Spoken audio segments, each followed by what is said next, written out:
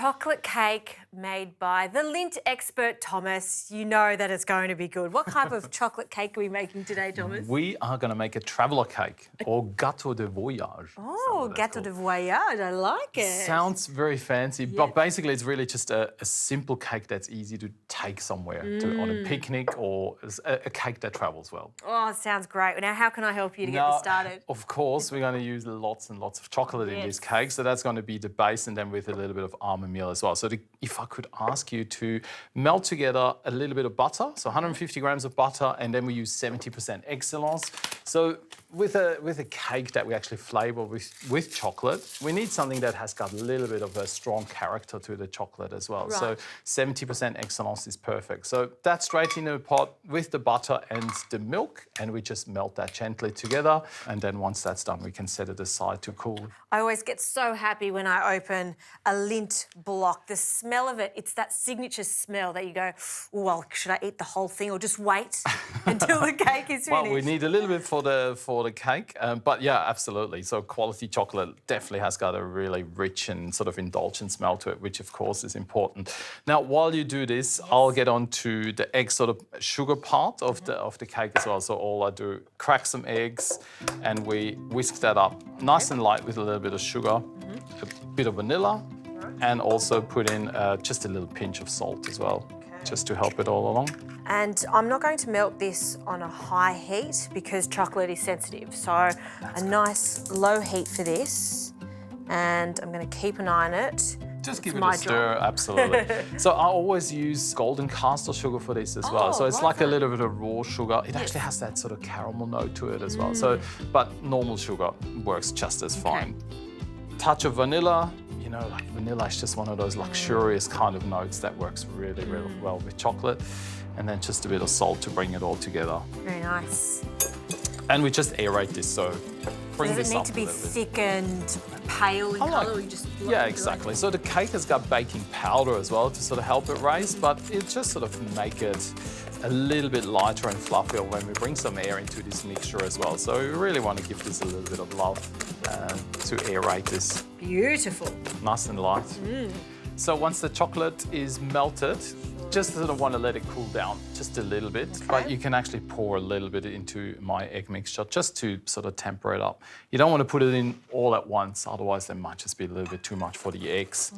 So we call that tempering it up a little bit. Oh, this smells so good. It smells good. It's like the best hot chocolate. It's dreamy, it really is. There we go. And the rest. Absolutely. And then we're ready for our dry ingredients as well. Okay, there you go. Perfect. So we might start with the almond meal. Okay, almond meal. Put that all in. I guess you could use any nut meal, hazelnut, walnut. Absolutely. Yeah, beautiful. Fantastic. And just a bit of plain flour as well. Straight in. And then we just put in a little bit of baking powder just to help the cake rise. I love these cakes. It's just all straight into the bowl. Absolutely. Get it mixed, get it to the oven. And Thomas, we're cooking this in a loaf tin. We are. That's sort of almost like a signature shape of a traveller cake. So what I'm going to do, perfectly fine to use it like this, but we actually can just put in a little bit of extra chopped chocolate as well. Why not? Just add more chocolate, right? More chocolate. We'll change this and use a scraper to fold that in. Okay. And this is a little trick that you've taught me over the years, is when you're cutting a block of chocolate, the easiest way is with a serrated knife. It really is. About half of that block is actually fine as well. You can also leave this out, but when you have sort of chunks of chocolate through the cake batter, that just sort of melts through the cake batter as well as it cooks, and it just sort of leaves like little delicious pockets in the cake, which is absolutely delicious. Oh, love this. I guess it's one of those recipes that you really do taste the difference when you're using quality chocolate. Absolutely, yeah. And then what we'll do, we'll put half the cake mix in the bottom of it. Okay. You can tell it's a good batter there. See how glossy it is? It's nice just and glossy, right. exactly. Very good. So we'll smooth this out. Don't tell me there's more chocolate in here.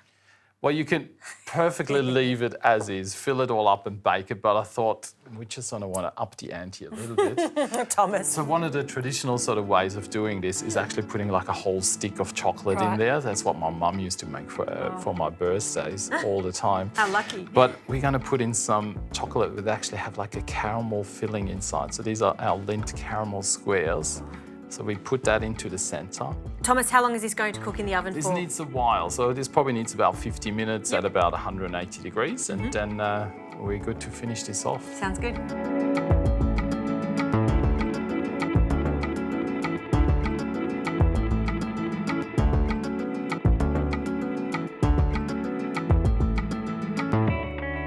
Thomas, a perfect cake. Perfect as it is, but then of course you can always sort of turn it out and really make it something a little bit special. So make sure that it's fully cooled, and then what I've got here is like a little bit of a chocolate glaze. Yes. Just made with a little bit of butter, some 70% excellence, and then also a little bit of coconut butter. Ah, and that gives it that sheen. Gives it that beautiful sort of gloss and shine to it. And then, you know, we can be quite liberal with this. Beautiful. There we are. Put that aside, and just to sort of give a little nod of what we actually have inside, why don't we put a couple of these beautiful caramel diamonds on? Why not? The So there we layers go. of chocolate in there. Fantastic. We need to cut into this one. Would you like sure. to try a slice? Oh, absolutely. Okay, let's see how we're going. There we are. And we call this the traveller's cake because you can see you can wrap this up, take it with you, and it'll last a few days too, if it lasts a few It days. won't last a few days, but here we go. And have a look at the inside of that. You can see that layer of chocolate, the little tiles that we added to the Little centre. secret that we added inside. Oh, and this is just, look at that decadent chocolate cake. Have I got chocolate on my face, Thomas? No, but I hope that you're enjoying it. It looks like you are. It is very good. This cake will definitely not be travelling too far because it is that good. I can't wait to enjoy a little more of it. Excellent.